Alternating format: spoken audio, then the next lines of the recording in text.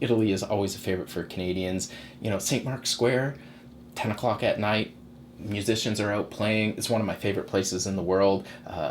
The sound is better than any concert hall you've ever been to.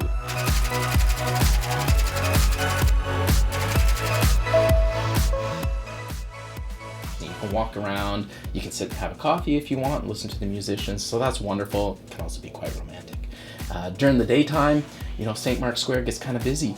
You know, really you should branch out and go wander around the back streets of Venice and get lost.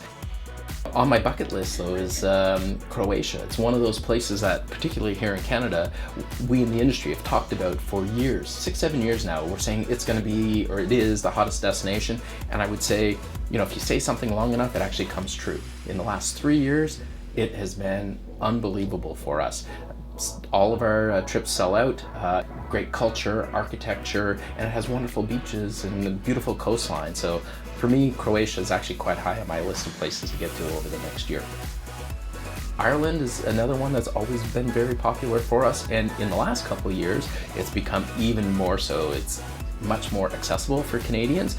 Most of the major airlines flying in there now direct out of many points in Canada, so it's easier to get to, and so people are going. And it's one of the places that has palm trees, and it's, you know, not in the tropics, so it's quite a great destination all year round. You know, our organization has Ashford Castle, it's a very iconic hotel. It's an 800-year-old castle. You can travel there on an insight vacation or a Trafalgar trip and stay at Ashford Castle. So a wonderful way to see Ireland, and the people there are wonderful. Greatest sense of humor in the world.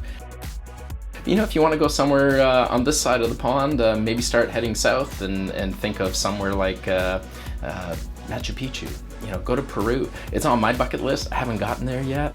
But I've been fortunate enough to see the pyramids in Egypt and see the ones in Mexico. So Machu Picchu is probably that next big iconic site or historical site that I want to see. I went to Australia with Contiki 6-7 years ago. Wonderful trip. The customs and the taxes and the ways of doing things are very, very familiar when you go there for Canadians.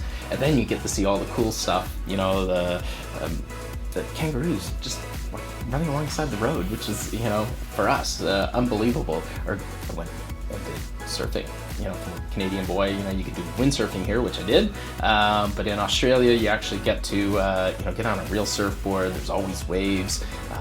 It was a wonderful way to spend an afternoon learning how to really surf.